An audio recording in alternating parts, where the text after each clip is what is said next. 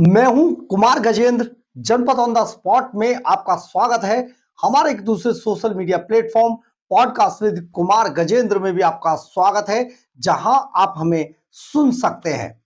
अरविंद केजरीवाल के कभी खासम खास रहे राघव चड्ढा ने केजरीवाल एंड कंपनी को बड़ा झटका दिया है और बड़ा झटका देते हुए साफ तौर पर कह दिया है टाटा बाय बाय, क्योंकि अब केजरीवाल की पटरी राघव चड्ढा के साथ नहीं बैठ रही है। नहीं नहीं, गलत कहा। राघव चड्ढा की पटरी अब दरअसल केजरीवाल के साथ नहीं बैठ रही है।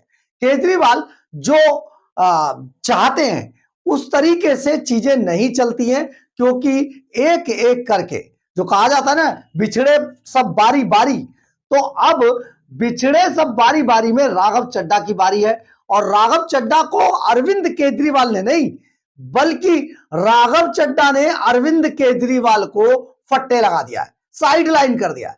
राघव चड्ढा ने अरविंद केजरीवाल की वो दुर्गति कर दी है कि केजरीवाल के बारे में राघव चड्ढा अब सोचते भी नहीं है, या फिर यूं कहा जाए सोचना भी नहीं चाहते। तो राघव चड्ढा को असल में बूस्ट अप कहां से मिल रहा है? क्यों राघव चड्ढा पार्टी लाइन से अपने आप को अलग करके दूसरी कश्ती तलाश रहे हैं, बहारे ढूंढ रहे हैं? तो कहां ढूंढ रहे हैं बॉस? बड़ी बात बताते हैं आपको। राघव चड्ढा बहुत दिनों से देखा जाए तो फील्ड से एकदम गायब थे। राघव चड्ढा कहीं दिखाई नहीं दे रहे थे। राघव चड्ढा का कोई नाम सुनाई नहीं दे रहा था। राघव चड्ढा का कोई कमेंट्स भी नहीं आ रहा था। बस एक बार बीच में राघव चड्ढा जब पंजाब के अंदर बाढ़ आई तो वहां गए, पंजाब के लोगों की मदद की और वापस आ गए। यानी कि केजरीवाल की कोई रिस्पेक्ट नहीं, केजरीवाल का कोई नामो निशान नहीं, केजरीवाल से कोई बात भी नहीं।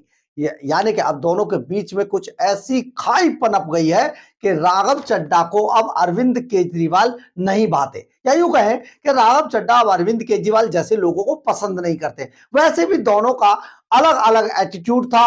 राघव चड्ढा कहां एक सभ्य सुलझे हुए व्यक्ति, पढ़े लिखे व्यक्ति, और कहां केजरीवाल जैसा व्यक्ति जिसके अंदर कोई मतलब अपनापन ना हो, इतना निष्ठुर कि अपने बच्चों तक की कसम खा जाए, उन तक को दांव पर लगा दिया उसने। मतलब संभवतः सोचा ही जाता है कि कोई व्यक्ति अपने परिवार, अपने बच्चों को तो कम से कम दांव पर नहीं लगाता है, लेकिन केजरीवाल ने राजनीति में पहली बार यह प्रयोग किया कि अपने बच्चों की भी कसम खाई और सबको छोड़ दिया। खैर, ये तो पुराना बैकग्राउंडर था। आपको असल में बात बताते हैं कि हम क्यों कह रहे हैं कि राघव चड्ढा ने अरविंद केजरीवाल एंड कंपनी को एक बड़ा शॉक दिया, बड़ा झटका दिया है। और केजरीवाल एंड कंपनी लगभग बेहोशी की हालत में आ गई है कि भैया ये हो क्या गया, हमारा हमारा सांसद और आखिर जा कहां रहा है? लेकिन केजरीवाल जी, आपका सांसद जा नहीं रहा है। आपकी नीति, आपकी जो पॉलिटिक्स है, उससे लोग उकता गए हैं। अब एक एक करके अरविंद केजरीवाल को छोड़ रहे हैं। अरविंद केजरीवाल को एक बड़ा झटका दिसंबर में तब लगा जब वो एमसीडी उपचुनाव में धराशायी हो गए। ऐसे ऐसे लोगों ने उनका साथ छोड़ दिया। जिस मुस्लिम वोट बैंक को वो अपना समझते थे, मुस्लिम वोट बैंक ने अरविंद केजरीवाल को धुतकार दिया।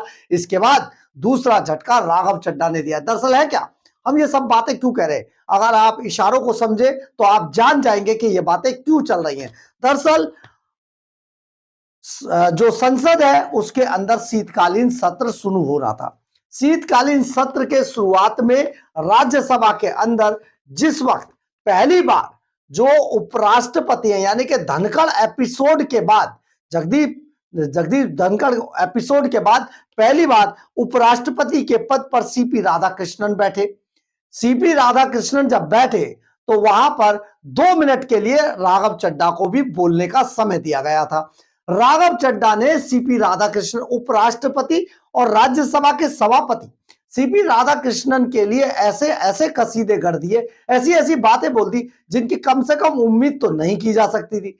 हालांकि राघव चड्ढा बहुत लंबे समय से, जब से अरविंद केजरीवाल ने उन्हें दुत्कारा है, तब से राघव चड्ढा अपने लिए एक नई जमीन तलाश रहे थे। इस पर हमने आपको बहुत सारी कई खबरें बनाकर भेजी, कई खबरें आपको बनाकर बताई कि किस तरीके से राघव चड्ढा, अब अरविंद केजरीवाल और राघव चड्ढा की राहें जुदा हो चुकी हैं।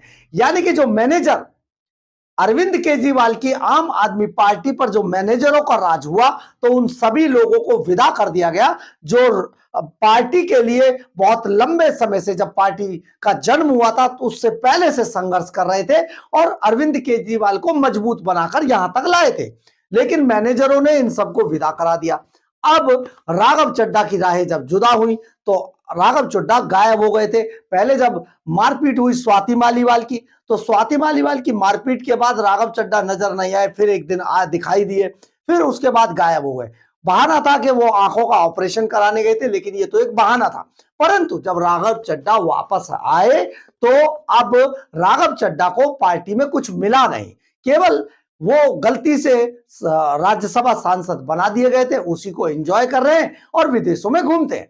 तो राघव चड्ढा आज लोक राज्यसभा के अंदर पहले दिन जब शीतकालीन सत्र में बोलने का उन्हें मौका मिला, तो राघव चड्ढा ने आज सीपी राधाकृष्णन को ना जाने क्या क्या क्या क्या कसीदे गढ़ के कहां तक चढ़ा दिया। उन्होंने साफ तौर पर कहा कि यहां पर दो ही नाम चमक रहे हैं, प्रथम राष्ट्रपति सीपी राधाकृष्णन या फिर अब सॉरी सर्वपल्ली राधाकृष्णन या फिर अब सीपी राधाकृष्णन। तो उन्होंने आगे कहा, कश्ती से डूबती हुई कश्ती, और बड़ा अच्छा एक शेर पढ़ा।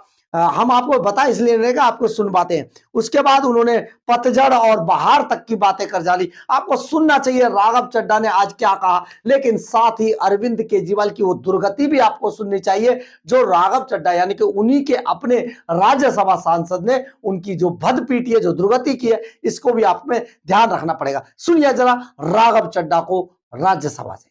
सर, जिसने देखी हो डूबती हुई कश्ती उसे उम्मीद होती है किनारों से, और जिसने देखा हो पतझड़ उसे उम्मीद होती है बहारों से। सर, आज आपका स्वागत करते हुए ऐसा महसूस हो रहा है कि एक लंबे अंधियारे के बाद आज चमकता हुआ सूरज निकला हो। ऐसा महसूस हो रहा है कि मझधार में फंसी किसी कश्ती को आज किनारा नजर आया हो और चिलचिलाती गर्मी के बाद आज जम के सावन बरसा हो। कुछ लोग होते हैं जो पद की वजह से पहचाने जाते हैं और कुछ लोग ऐसे भी होते हैं जो पद को पहचान देकर चले जाते हैं।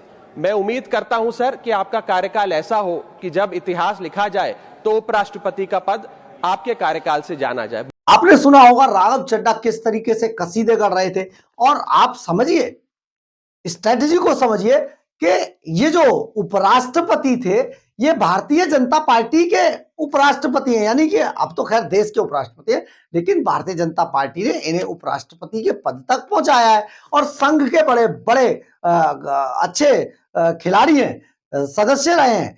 तो आप ये समझे, कार्यकर्ता रहे, सेवक, स्वयं सेवक रहे।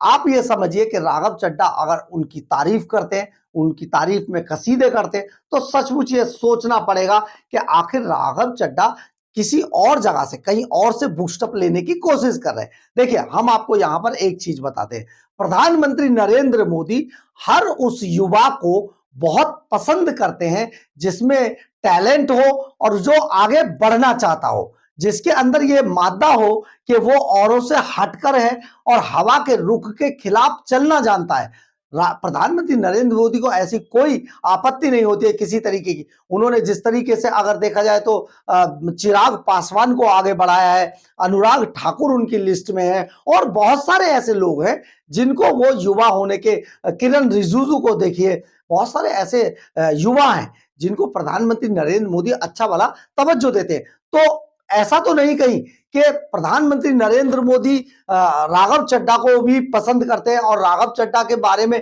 कुछ अच्छा सोच रहे हो, और राघव चड्ढा खुद प्रधानमंत्री को बड़ा मानता हो और उनकी स्ट्रैटेजी को, उनकी जो विचारधारा है उसको समर्थन करके आगे बढ़ना चाहते हो। क्योंकि आम आदमी पार्टी का तो वैसे भी अब भविष्य है नहीं, खत्म हो चुकी है आम आदमी पार्टी। दिल्ली से अरविंद केजरीवाल खुद हार के विदा हो चुके हैं।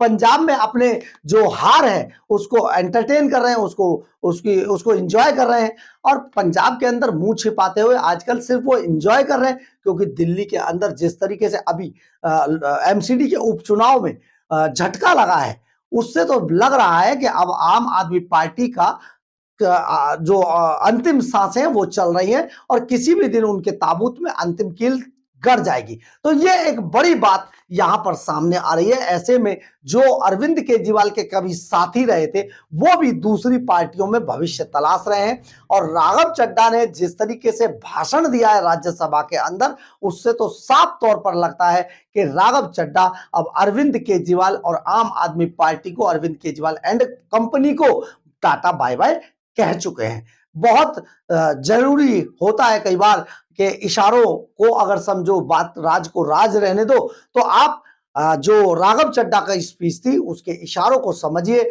और एंजॉय कीजिए। और एंजॉय इस बात के लिए कीजिए कि दिल्ली को 10 सालों तक बंधक बनाकर रखने वाले और दिल्ली को बर्बाद करने वाले, दिल्ली को बर्बाद करके शीश महल में रहने वाले, ग्रैंड हयात होटल के प्रेसिडेंशियल स्वीट में जहां पर 5,000 रुपए लीटर की पानी की बोतल है उसको पीने वाले, Z+ सिक्योरिटी में घूमने वाले, रेंज रोवर गाड़ियों में घूमने वाले और पंजाब के हेलीकॉप्टर को एंजॉय करने वाले अरविंद केजरीवाल की अब अंतिम सांसें चल रही हैं। उनकी पार्टी किसी भी वक्त धड़ाम से खत्म होगी और अरविंद केजरीवाल फिर आपको किसी धरने प्रदर्शन में गले के अंदर लाउड स्पीकर डालकर स्पीच भाषण देते हुए मिल जाएंगे। बहरहाल, अगर आपको हमारी ये खबर अच्छी लगे तो आप इसे लाइक, सब्सक्राइब और शेयर जरूर करें। कमेंट्स बॉक्स में अपनी राय जरूर लिखें। इससे हमें बहुत बहुत बहुत ऊर्जा मिलती है। जय हिंद, जय भारत।